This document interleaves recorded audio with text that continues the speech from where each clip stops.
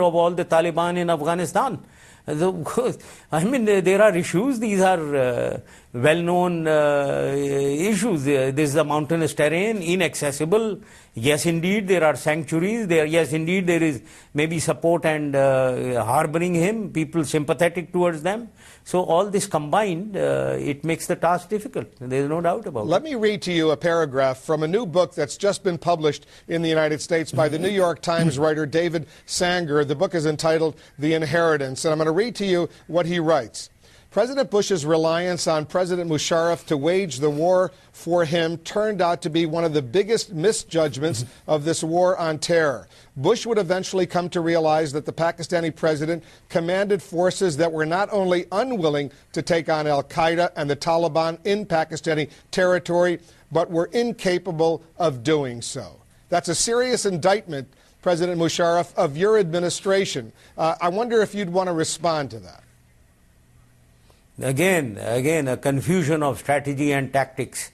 Now, Pakistan's military or intelligence, I know that there's too much of aspersions being cast here. There were aspersions being cast on me. These are people who don't understand what we have gone through over the last 30 years and what I have gone through over the last 8 or 9 years. I don't agree with this statement at all. This is by a person who doesn't understand realities.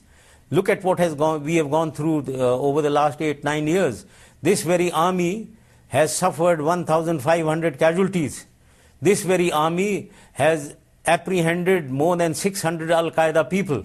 This very army has fought the Taliban in North Waziristan, South Waziristan, in Bajaur agencies. So, and I as a person has suffered suicide attacks on me, on my person. Now, telling such an army, such an intelligence organization, and such an individual that we didn't have our hearts and minds in the fight against terrorism can only be said by a person who is totally divorced from realities. Because there is a suggestion out there, and you've heard it often, that there are elements inside the Pakistani military, but especially inside the Pakistani intelligence services, that are sympathetic to the Taliban and al-Qaeda. Now let it be very clear to everyone that in Pakistan, if we need to strengthen the global war on terror, we need to strengthen the army and the intelligence organization of Pakistan. And they are doing a good job. It is only the detractors, those who want to weaken Pakistan, who try to cast aspersion on these two organizations. It weakens the global war on terror. And I have said it very clearly in the beginning, let us not confuse strategy with tactics. Tactical differences are there and will remain there. That doesn't mean at all that there is no will or there is no resolve in the Pakistan army or intelligence, or I lacked the resolve personally when we were dealing with al-Qaeda. Let's not confuse the two. We are handling a situation which is extremely sensitive, extremely explosive in Pakistan. We are handling al-Qaeda. We are trying to handle Taliban. We are trying to handle Talibanization, which is spilling over into the settled districts of frontier. We are trying to handle extremism in the society of Pakistan. And there are linkages between all these four.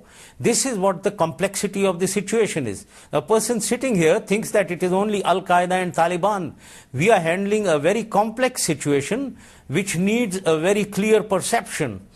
And we should know that the Pakistan army and the intelligence is very clear, understands the problem.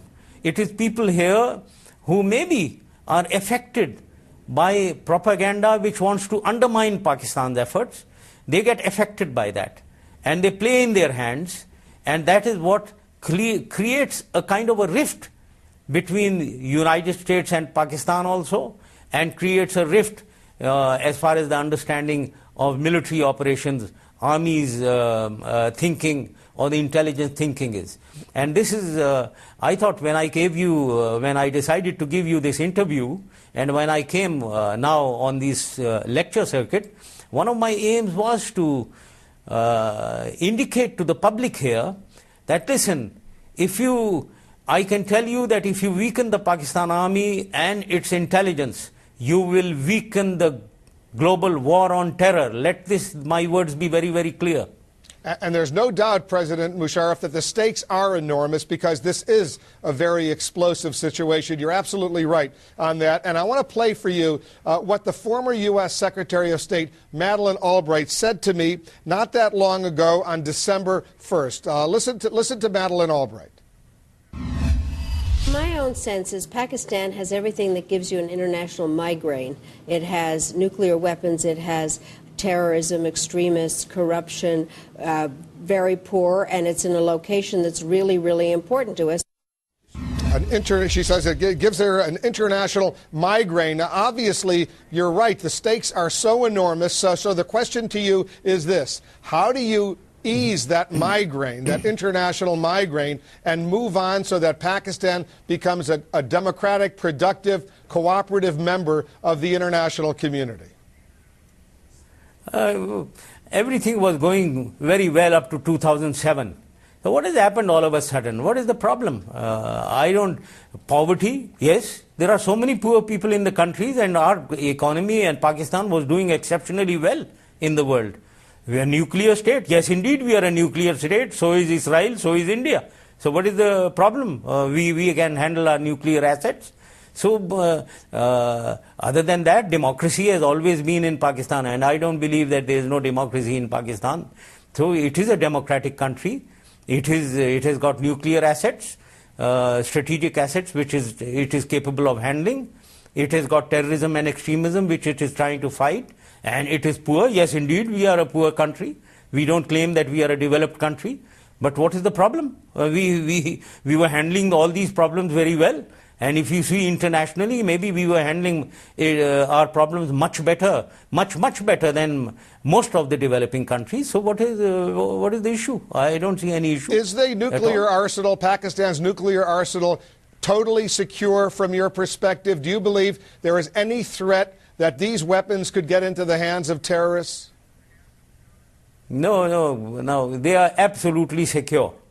As secure as any other country's nuclear assets. They are as secure. We have adopted the best practices from around the world, maybe from whatever you practice also, and we evolved a system where the development of our assets and the holding of our assets, both are under exceptionally good custodial controls, and there is no doubt that these cannot fall into the hands of extremists or terrorists, unless the whole country goes terrorist and extremist. And this is what I need to again warn, that undermining the Pakistan army, undermining our intelligence organization, especially the ISI, is undermining Pakistan, and it is most dangerous. Did you feel personally betrayed when President Bush urged you to take off your military uniform, give up your role as the commander of the Pakistani military, and stick to a civilian role? Well, I don't think. Why are you presuming that President Bush gave me such advice? He has hardly ever been interfering in our internal affairs, and such an advice, I never got such an advice from him. All right, so those reports that he urged you... It was my own decision. Okay, go ahead. Those reports that he urged you to do so are not true. No, not at all. I don't think that is true at all.